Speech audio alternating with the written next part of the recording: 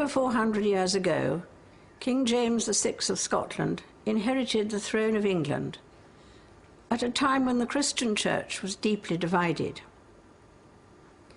Here at Hampton Court in 1604, he convened a conference of churchmen of all shades of opinion to discuss the future of Christianity in this country. The king agreed to commission a new translation of the Bible that was acceptable to all parties. This was to become the King James, or Authorized Bible, which next year will be exactly 4 centuries old. Acknowledged as a masterpiece of English prose and the most vivid translation of the Scriptures, the glorious language of this Bible has survived the turbulence of history and given many of us the most widely recognized and beautiful descriptions of the birth of Jesus Christ, which we celebrate today. And so it was that, while they were there, the days were accomplished that she should be delivered. And she brought forth her firstborn son, and wrapped him in swaddling clothes, and laid him in a manger, because there was no room for them in the inn. And there were in the same country shepherds, abiding in the field, keeping watch over their flock by night. And lo, the angel of the Lord came upon them, and the glory of the Lord shone round about them, and they were sore afraid.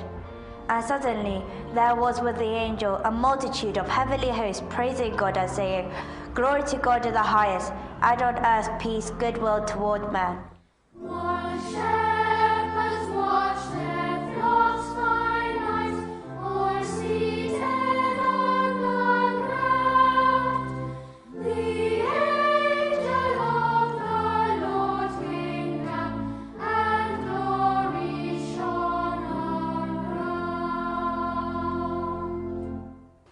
The King James Bible was a major cooperative endeavor that required the efforts of dozens of the day's leading scholars. The whole enterprise was guided by an interest in reaching agreement for the wider benefit of the Christian Church and to bring harmony to the kingdoms of England and Scotland. 400 years later, it is as important as ever to build communities and create harmony. And one of the most powerful ways of doing this is through sport and games. Well, play! Go, go, go, go, go! During this past year of abundant sporting events, I've seen for myself just how important sport is in bringing people together from all backgrounds, from all walks of life, and from all age groups.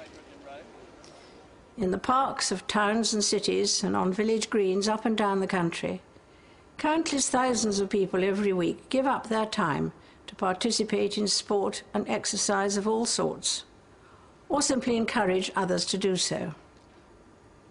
These kinds of activity are common throughout the world and play a part in providing a different perspective on life.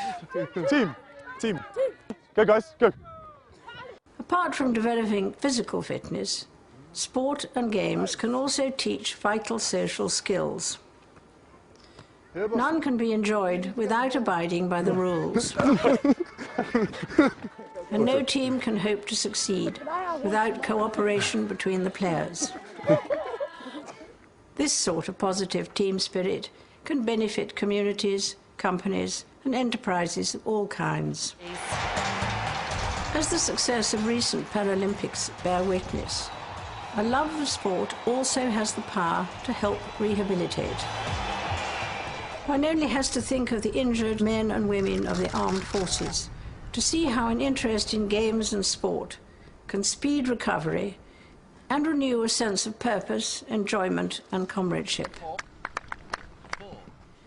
Right around the world, people gather to compete under standard rules, and in most cases in a spirit of friendly rivalry. Competitors know that to succeed they must respect their opponents. Very often they like each other too.